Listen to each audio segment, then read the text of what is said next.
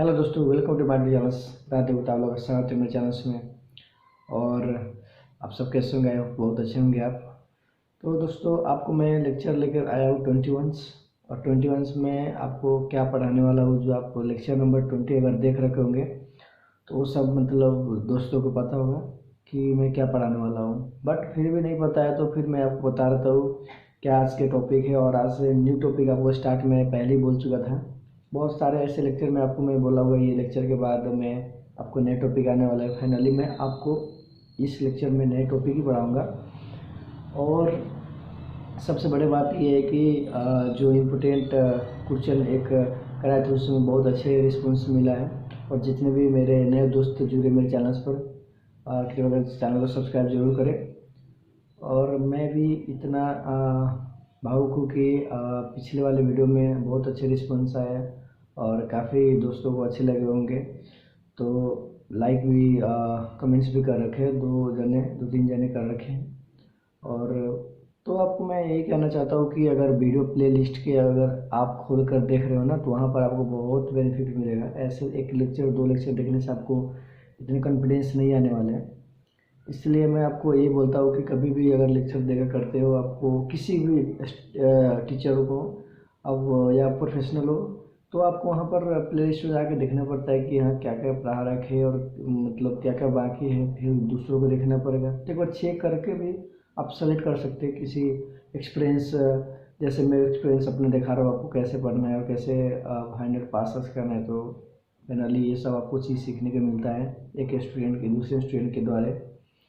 तो मैं यही कि आपको मतलब कहना चाहता हूँ। तो अगले मिनट्स आपको और टॉपिक क्या है दो में बताने वाला हूँ।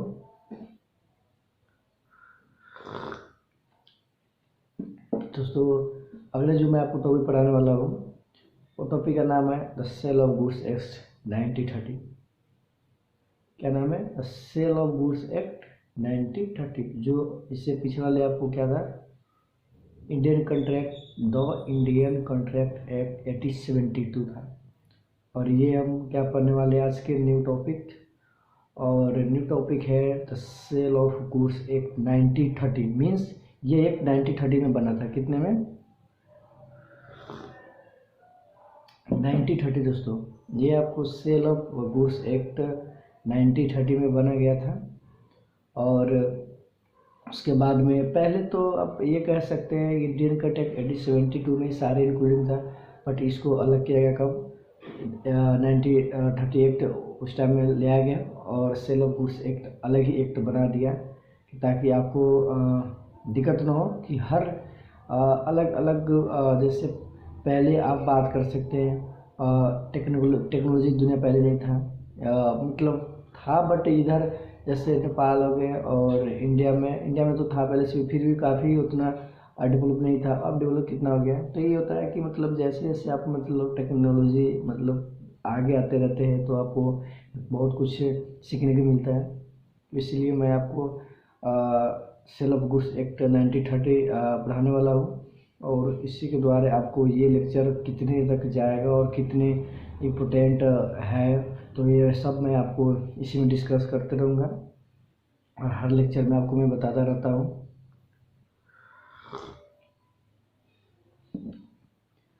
तो दोस्तों, आप सब कॉपी निकालिए। और मैं अगर कॉपी अगर नहीं निकालोगे तो फिर भी आपको मैं PDF से पढ़ा रहा हूँ, तो वहाँ पर आप समझ सकते हो। वहाँ पर अंडरलाइन कीजिएगा और ICA के स्टडी मटेरियल जो आप रखे हो जरूर निकाल के बैठना। क्योंकि जब भी मैं बोलता हूँ स्टडी मटेरियल साथ में आप रखें, तो वहाँ से आप सीख पाए कि हाँ वास्तव में क्या बताया गया है। तो आप ज़्यादा मतलब मैं इंट्रोडक्शन नहीं देती हूँ, आपको ले चलता है इसका टॉपिक। और वहाँ पर सेल ऑफ गुड्स एक्ट 1930 आपको नए टॉपिक आने वाला। और यूनिट क्या है?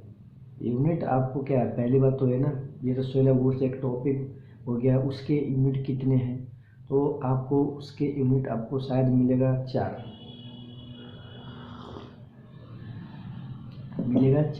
जहाँ आपको मैं PDF में दिखाऊंगा। यूनिट ओवरव्यू आपको मैं पहले कभी भी आपको मैं पढ़ाने वक्त इंट्रोडक्शन क्या है वो बताता हूँ। तो चलिए दोस्तों, मैं चलता हूँ सीधे आपको PDF पर ले चलता हूँ इसी मटेरियल के, और वहाँ से आपको एक एक करके मैं समझाने वाला हूँ। और वीडियो लास्ट तक ज़रूर देखें। ताकि आपको कुछ समझ पाए कि हाँ इसमें क्या बताया गया है और क्या पढ़ाया गया है। तो बने रहिए लास्ट तक मेरे वीडियो में और ये लेक्चर में, और काफ़ी आपको इंटरेस्टिंग होने वाला है ये टॉपिक। और मार्क्स की बात करते हैं तो आपको 12 to 50 तक पूछता है इसमें से, और कितने डायरेक्ट कितने कैसे से कौन से में कैसा आपको मैं लेक्चर हर एक लेक्चर के साथ बताते रहूँगा। और फिर तो ये मत बोल देना कि दोस्तों आपने तो ये नहीं बताया, क्योंकि जब जब तक मैं पढ़ाया नहीं हूँ तब तक आप उससे पूछ नहीं सकते, और जब मैं पढ़ा दूंगा वहाँ आप कमेंट कर सकते हैं। और नीचे आप डिस्क्रिप्शन में देखो, वहाँ पर मेरे इंस्टाग्राम के भी लिंक डाला हुआ और फेसबुक लिंक, वहाँ से आप फॉलो और फ्रेंड रिक्वेस्ट भेज सकते हैं। तो ये आपको मैं प्रोवाइड कराई दिया हूँ। और बाकी आप नंबर के व्हाट्सएप में, तो मेरे फेसबुक आई डी पर सबको मिल जाएगा। तो चलिए आपको फिर लेक्चर के पास भी ले चलना ज़रूरी है, क्योंकि अब इंट्रोडक्शन बहुत ज़्यादा हो गया। चलिए कॉपी और पेन निकालिए, जो जो मैं कंटेंट बोलूँगा वो लिखना पड़ेगा, लिख लेना, नहीं तो ऐसे ही टले में लगा लेना। चलिए दोस्तों, चैप्टर नंबर 2 आपको लेकर मैं यहाँ पर इस वीडियो में आ गया हूँ। और इस वीडियो में आपको सेल ऑफ गुड्स एक्ट 1930 जो मैं इंट्रोडक्शन में आपको मैं बता दिया था, और टॉपिक का नाम यूनिट 1, और टॉपिक सॉरी यूनिट का नाम हो गया formation of the contract of sale. इसके अंदर कितने पढ़ना पड़ेगा, जो अब आपको नीचे मिलेगा यूनिट ओवरव्यू में देखने के, वहाँ से आपको पता चल जाएगा कि कितने आपको क्या पढ़ना है, और कितने लेक्चर में मैं कंप्लीट इसको करूँगा ये यूनिट के। तो आप धीरे धीरे चलिए, मैं आपको सारे बात बताते रहूँगा। तो उसके बाद आइए आप यूनिट ओवरव्यू। ये दोस्तों आपको पता होना बहुत ज़रूरत है। ये मैं बहुत दोस्तों को देख रखा हूँ ये स्किप कर देता है, मेरे साथ ही मतलब पढ़ने वाले बहुत दोस्तों से यूनिट ओवरव्यू कभी देखते ही नहीं है, बोलते क्या अंदर के बाद देख लेते हैं। तो आप अगर इसको आपको पता ही नहीं है कि इसके अंदर ये पढ़ना है, और ये अगर आपको जब हेडिंग नहीं पता है तो अंदर के बात आपको कुछ समझ नहीं आएगा। ऐसे टाइटल से ही बहुत बात आपको ऐसे ही समझ आ जाते हैं, जो आप काफ़ी मतलब बच्चे में पढ़ के मिस 11th-12th में आप पढ़ रखे होंगे। तो पहली बात ये आपको मैं क्या बताने वाला हूँ कि यूनिट ओवरव्यू में क्या क्या लिखा गया है। तो कॉन्ट्रैक्ट ऑफ सेल आपको क्या है, ऊपर आप प्रिंट लाइन में देख रखोगे कॉन्ट्रैक्ट ऑफ सेल लिखा है, उसमें से आपको डिवाइड किया गया है कितने में, पाँच क्या क्या एग्रीमेंट है आपको।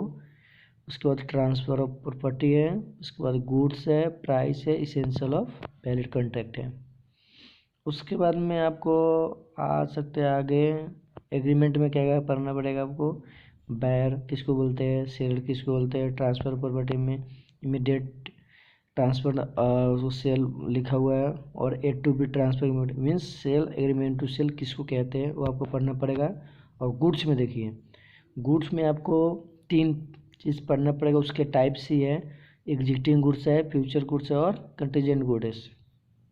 कंटीजेंट गुड्स और कंटीजेंट कंट्रैक्ट आपको मैं बताया था, थोड़ा थोड़ा तो आपको याद बहुत होगा ही।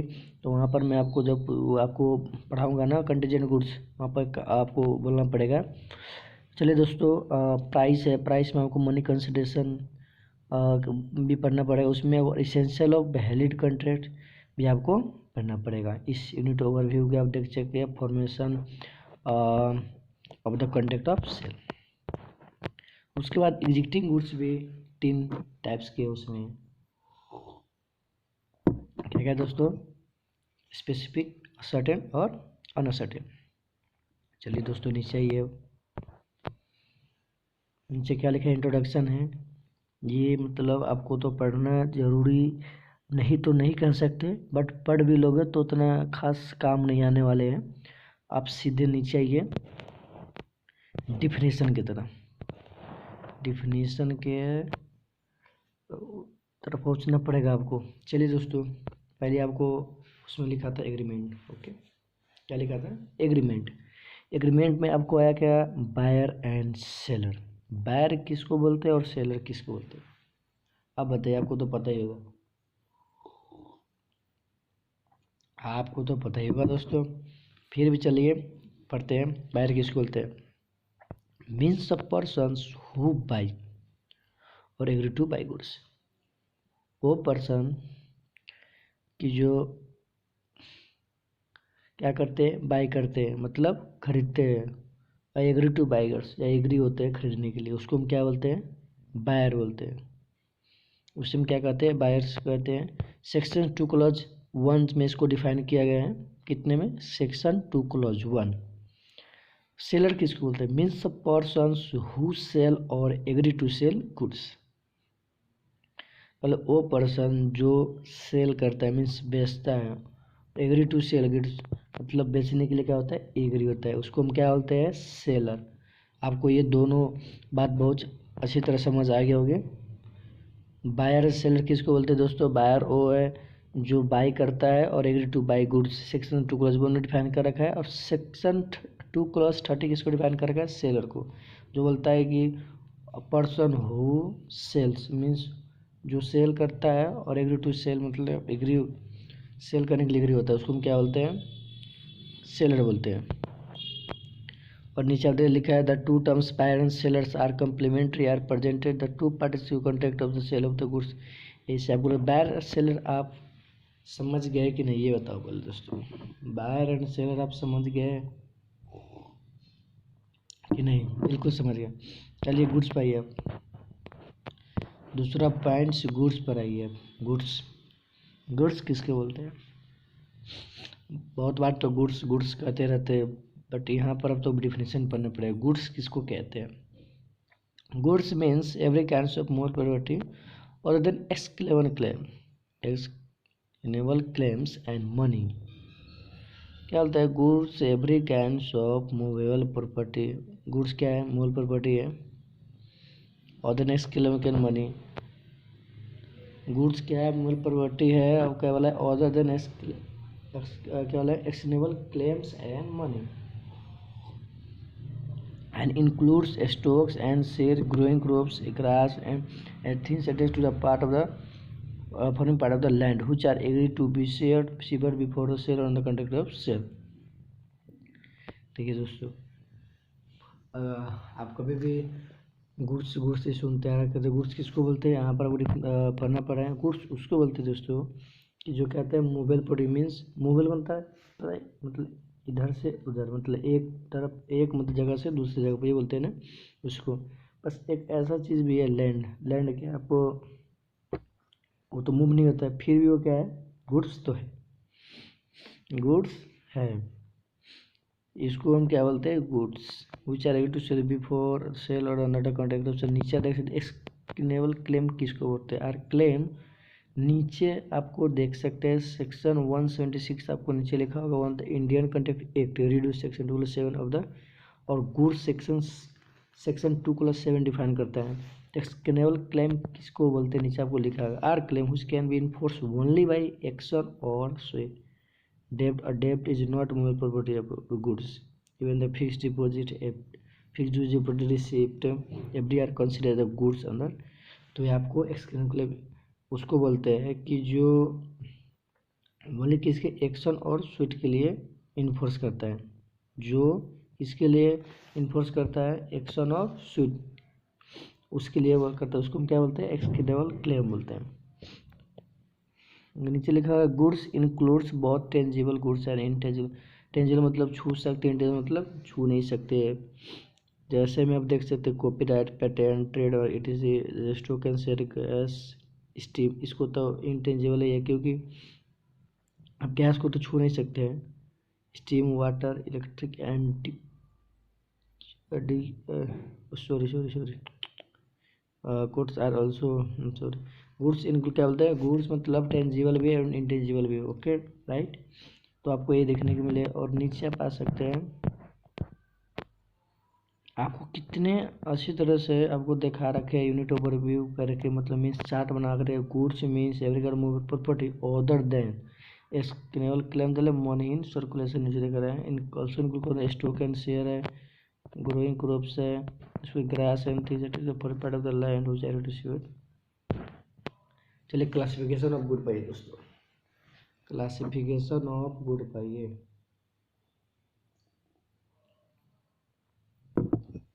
आपको मैंने 3 सेक्शन पढ़ा दिया।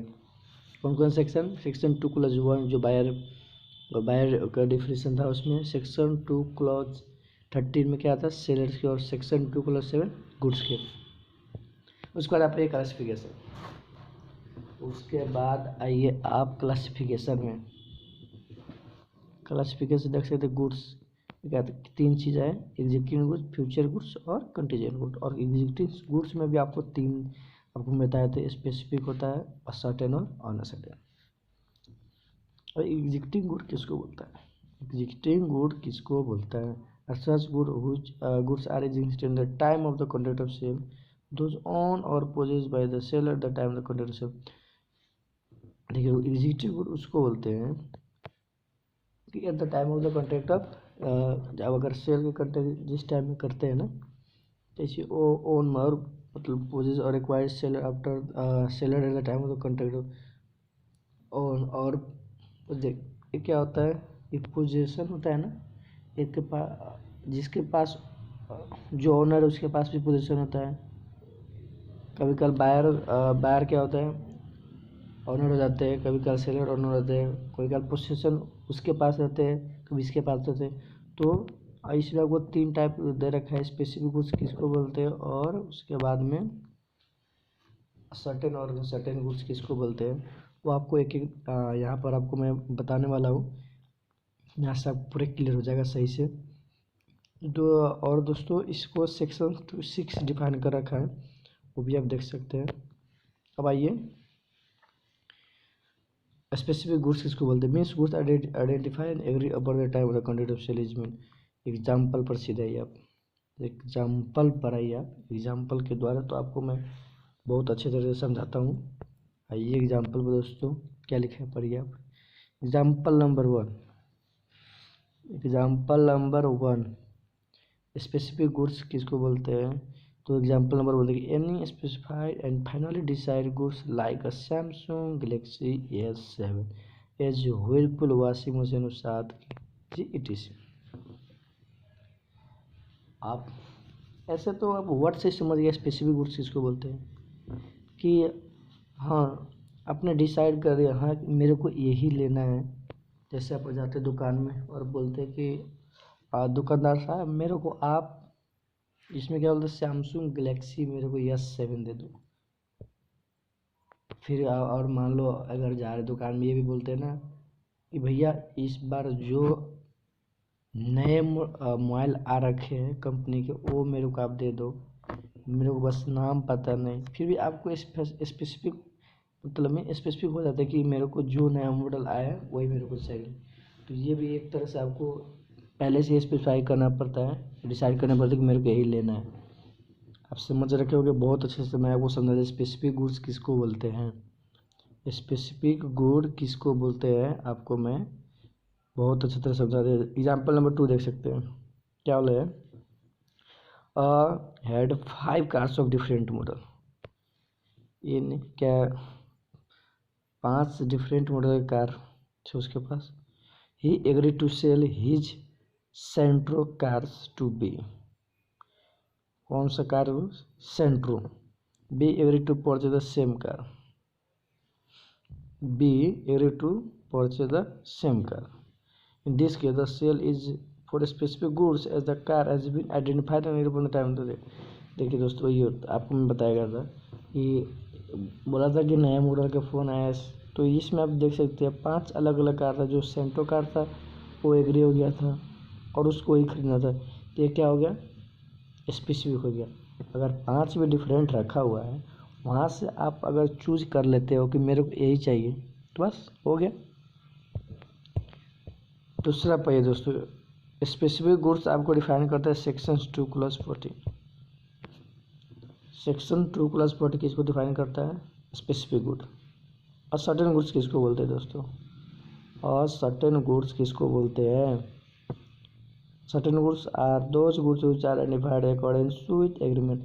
पहले चलिए आपको एग्जाम्पल ही बता देते हैं, आपको पहले मैं एग्जाम्पल ही बता देते हैं। देखिए wholesaler cotton has 100 balls in is godown. Okay, गोदाम में कितने 100 बॉल्स। ये agree to sell 50 balls and this ball were selected on a side on selection the goods become certain in this case quantity for a sale upon a certain to solder. देखिए 100 ball था, उसमें बोला कि 50 ball जो था उसने एक side में सोल्डर करके रख दिया। अब बोला कि मेरे को ये इतना ही बॉल चाहिए 50 टिमोनेटर।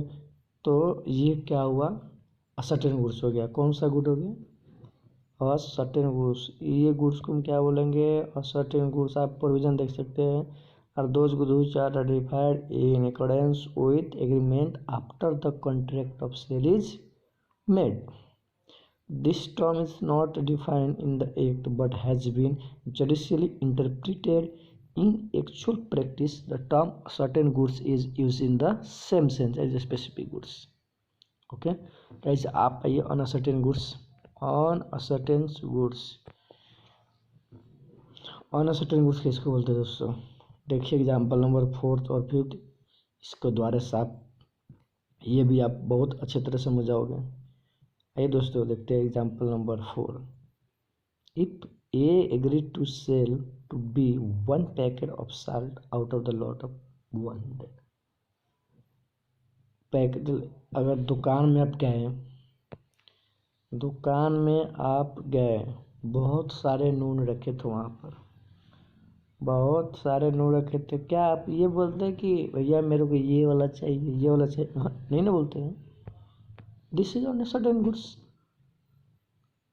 दुकान में आप जाते हो तो क्या बोलते हो, भैया मेरे को ब्लैक शुगर दे दो, ये दे दो। बस शुगर तो वाइट ही होता है ना, क्या उसमें से चाहिए नहीं। अब मान लो, सॉरी इसको एग्जाम्पल हटाइए, अब मान लो ये एग्जाम्पल नहीं, कौन दूसरा एग्जाम्पल आप आ जाएंगे तो कौन सा बेहतर रहेगा। साल्ट हो गया आपको,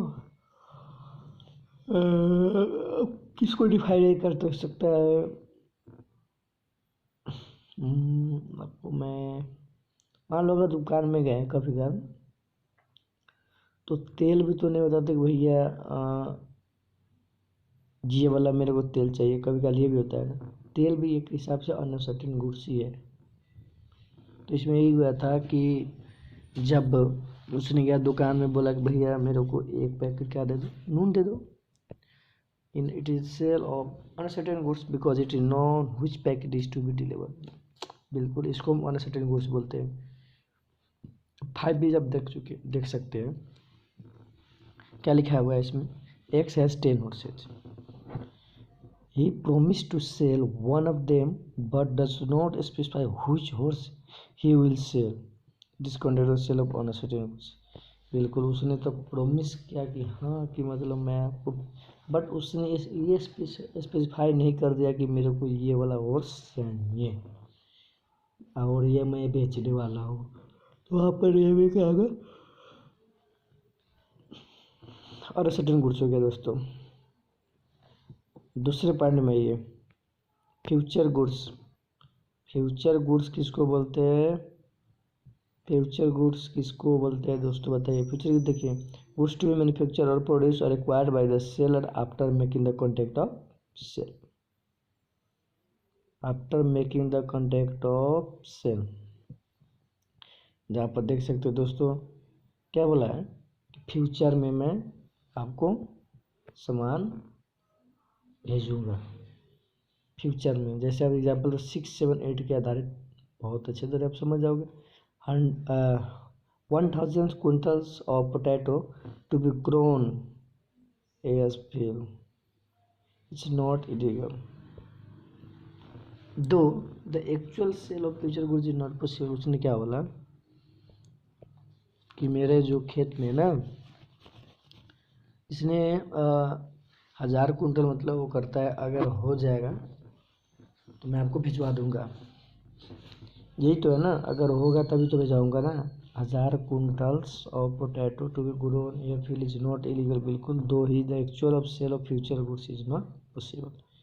यहाँ पर ये फ्यूचर गुड्स पॉसिबल नहीं है, क्योंकि नहीं पॉसिबल क्यों नहीं है, तब देख सकते हैं क्योंकि ये तो इलीगल नहीं लीगल है, इसलिए आप यहाँ पर फ्यूचर गुड्स का पॉसिबल नहीं होगा। और 7 में दे सकते लिखा हुआ, P agree to sell to Q all the milk that his cow may yield during the coming year. This is a controversial of future. बिल्कुल, इतना छोटे छोटे यहाँ पर लग रहा है, आप खुद ही समझ रहे हो फ्यूचर गुड्स की, समझाने की कुछ जरूरत नहीं। T agree to sell to yes all the organ orange which will be produce in his garden this year it is आपको इस साल मतलब आपको ये ऑरेंज के जो पेड़ है, गार्डन मतलब जो बहुत बड़ा गार्डन है ये वहाँ पर होगा, तो मैं आपको वो गार्डन आपको मैं दूंगा। तो ये आपको कह रहा है कि तो क्या फ्यूचर ही गुड्स है, अगर हो आगे मतलब जो सामान आपको फ्यूचर में डिलीवर हो गया और बेचोगे और खरीदोगे ये फ्यूचर गुड बोलते हैं। कंटीजेंट गुड्स आइए, कंटीजेंट गुड्स आइए दोस्तों, कंटीजेंट गुड्स आइए। कंटीजेंट गुड्स किसको बोलते हैं? कंटीजेंट गुड्स किसको बोलते हैं देखते हैं। The acquisition of which by the seller depends upon on a certain contingency are called contingent। आपको क्या बोला था उसी टाइम जब कंटीजेंट कंटेक्ट पर आए थे तो डिपेंड क्या करते हैं कंटीजेंसी पर। हाँ वो रेलवे आएगा तो मैं आपको वहाँ से जो कोयला लेकर आते हैं डब्बे वाले होता है जो ट्रेन, वहाँ उसमें बहुत कोयले सारे आते हैं हर एक डब्बे में, तो आएगा तो मैं आपको दूंगा। तो डिपेंड ऑन द ट्रेन पे डिपेंड है, अगर ट्रेन आएगा तभी तो देगा ना। ये होता है कंटीजेंट गुड्स। एग्जाम्पल हम 9 देख सकते हैं और इसको डिफाइन सॉरी आपको मैं सेक्शन ही नहीं भूल गया। सेक्शन 6 क्लोज टू ये हुआ कंटीजेंट गुड्स और फ्यूचर के 2 close 6।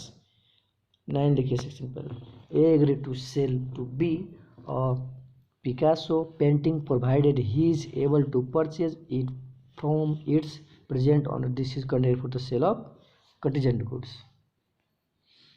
For the sale of contingent goods. बिल्कुल जहाँ पर कंटेक्ट जो मैं आपको जैसे समझा दिया उसी तरह आपको एग्जाम्पल भी दे रखा है, समझ गए अच्छी तरह, बहुत अच्छी तरह समझ गए। सी नंबर डिलीवरी भी आपको 3 तरह के एक्चुअल डिलीवरी, कंस्ट्रक्टिव डिलीवरी और सिंबल डिलीवरी किसको बोलते हैं पहले ये जानेंगे आप। डिलीवरी किसको बोलते हैं, डिलीवरी किसको बोलते हैं दोस्तों पहले ये जानिए आप। तो डिलीवरी उससे बोलते हैं, delivery means voluntary transfer of possession from one person to another. एक पर्सन दूसरे पर्सन से क्या बोलता है ट्रांसफ़र करता है, वॉलेंट्री ट्रांसफर्स मीन्स। अब देखिए फॉर्म्स ऑफ डिलीवरी 3 टाइप के वहाँ पर आप समझ सकते हैं सारे, एक्चुअल डिलीवरी और कंस्ट्रक्टिव डिलीवरी और सिम्बॉलिक। एक्चुअल डिलीवरी किसको बोलते हैं? जो गुड्स और फिजिकल डिलीवरी जो मैं हाथ के हाथ डिलीवर क्या करता हूँ, जैसे पिज़्ज़ा उज़ा मंगाते हो, पिज़्ज़ा उज़ा क्या करते हो मंगाते हो, तो डिलीवरी को हम क्या बोलेंगे एक्चुअल डिलीवरी बोलेंगे। Mean the goods are physically deliver to the buyer, constructive delivery है। It is effective without changing the cost to the actual process of the in the case of delivery by environment. Example the warehouseman holding the goods of agree to hold them on the behalf of the। देखिए एक दूसरे के बिहार पर ही रुका रहता है कि अगर वो आएगा तो मैं इसको डिलीवर कर दूंगा। ये वाला कंडीशन किस में लगता है कंस्ट्रक्टिव डिलीवरी में लगता है। और सिम्बॉलिक डिलीवरी में देख सकते हैं, सिम्बॉलिक डिलीवरी में देख सकते हैं आप where there is a delivery of the things the token of transfer of something else that is delivered good in course of transit maybe by handing over document of title to goods like a bill lading or railway receive delivery। देखिए आपका middle ओ हो गया कि जैसे अगर आप किसी सामान के कैरी करके लेते तो आपको उसका रिसिप्ट भी होता है बिल्कुल। तो ये सब आपको सिम्बॉलिक डिलीवरी जैसे ये वाला जो डिलीवरी करता है आपको सिम्बॉलिक डिलीवरी बोलते हैं। कौन सी डिलीवरी बोलते हैं? सिम्बॉलिक डिलीवरी आपको बोलता है, सिम्बॉलिक डिलीवरी इसको ही बोलते हैं। अपने नीचे लिखा है सेक्शन 2 बोलते हैं good are set to deliver state when the resource contain buyer और another contributor be bound to take delivery of the them. जैसे नीचे एग्जांपल नंबर 12 देख सकते हैं when a contract to sell timber and make bundles of the goods in deliver state after they put the goods in such in condition। क्या है goods क्या है deliver state में। अब देखिए document of title to goods, document of title to goods आप देख सकते हैं document to titles to goods क्या बोला है, किसी भी डॉक्यूमेंट क्या होता है टाइटल। कुछ बिल ऑफ lading डॉक्यूमेंट देख सकते हो, वेयर हाउस सर्टिफिकेट, वेरिफिकेशन से रेलवे रिसिप्ट होना है, multiple transport document, warrant or delivery of the goods and one of the document use in the ordinary course of business as proof as position control. देखिए अगर कोई भी चीज़ आप ले जा रहे हो उसका भी तो डॉक्यूमेंट होता है। रिसिप्ट जैसे आप ट्रेन से कर रहे हो, एग्रीमेंट कंटेक्ट कर रहा है कोई, ये मैं आपको तो वहाँ पर आपको तो रिसिप्ट दिखाना पड़ता है, सारा कुछ होता है ना। वो देखिए यहाँ पर 30 में क्या लिखा है, bill of lading dock warrant ware certificate ware pay deliver order of the delivery of goods. यार आपको डॉक्यूमेंट ऑफ टाइटल, और नीचे भी लिखा है डॉक्यूमेंट शोइंग टाइटल किसको बोलते हैं, जो नीचे आपको लिखे हुआ जो हाईलाइट लिखा है, difference between document showing title और डॉक्यूमेंट ऑफ टाइटल। तो देखिए क्या लिखा, share certificate is a document showing. Share certificate mean certificate क्या है, डॉक्यूमेंट शोइंग टाइटल, बस शो कर देते हैं कि हाँ ये वो, फिर आपको कुछ देखने की जरूरत नहीं कि हाँ इसमें क्या है, बस आपको शो कर दिया हाँ ये चीज़ बस। Not a document of title, it merely show that the person's name in the share certificate is entitled to the share represented by it, but is not allow that person to transfer share means then by mere endorsement on the back of the certificate and deliver the certificate। ये समझ रखे होंगे आप। अब आइए दोस्तों, मैं आपको EFGH तक पढ़ाऊंगा और sale and agreement to sell अगले लेक्चर में आपको मैं पढ़ाऊंगा। प्रॉपर्टी देखिए, प्रॉपर्टी देखिए, property here means ownership or general property. Property आपको तो ये सब तो सिंपल ही इंट्रोडक्शन ही, आपको सेल ऑफ गुड्स ऐसे वर्ड से ही आपको बहुत बात समझ आ गए होंगे, और इंट्रोडक्शन ही है, खास इसमें कुछ है नहीं। आने वाले जो टॉपिक आप पढ़ोगे इस टॉपिक के यूनिट, तो वहाँ पर आपको कुछ नहीं देखने को मिलेगा। In every contract of sale the ownership good transfer by the seller to the buyer और there should be agreement by the seller transfer the ownership to the buyer it mean the property not mere special property. ठीक, example 15 number देख सकते, if a who own certain goods place them to be a general property. देखिए जैसे मैंने आपको goods में बेच दिया तो उसका ऑनर आप हो, मैं यहाँ से सामान आपको मैं पैसे दे दिए सब कुछ कर लिए और मैं ट्रांसफ़र भी करे तो फिर आप ऑनर हो, और पैसे दे के सारे एग्रीमेंट करके अलग अलग कर तो फिर आपको क्या बियर कर सेल एग्रीमेंट दूसरे आप डिफरेंस से पढ़ा हुआ पर समझ जाओगे। इंस्टॉलमेंट किसको बोलते हैं, इंस्टॉलमेंट तो 12th क्लास 11th क्लास ही पढ़ता है, और इंस्टॉलमेंट पैसे देने के लिए लायबल नहीं होता है, और उसको पूरे क्या होता है प्रॉपर्टी को देखते हैं क्या क्या नहीं है, क्या उसको इंस्टॉलमेंट कोड करते हैं, उसको इंस्टॉलमेंट बोलते हैं। देख सकते हैं person is act to be instalment, section 2 clause 8 define किया है। When the ceased pay is डेब्ट in ordinary course of the business or can not pay is become due whether he has committed an act or insolvency or not. फिर आपको price किसको बोलते हैं, price mean the money consideration. क्या है, price एक money consideration for the sale of goods. Section 2 clause 10 कहते हैं price mean the money consideration of sale of goods. Quality of goods किसे बोलते हैं, section 2 clause 2 include the state or condition. तो दोस्तों आपको ये रहा, इस लेक्चर को मैं यहीं तक एंड करता हूँ, और आने वाले लेक्चर्स में क्या आपको पढ़ाएंगे हम, sale and agreement to sell किसको बोलते हैं। यहाँ से अगले लेक्चर में ये यूनिट ख़त्म हो जाएगा, ये यूनिट ख़त्म हो जाएगा आने वाले में। तो sale and agreement to sell अगले लेक्चर में स्टार्ट करेंगे। तब तक के लिए आपको मैं यही रखता हूँ, टाटा बाय बाय।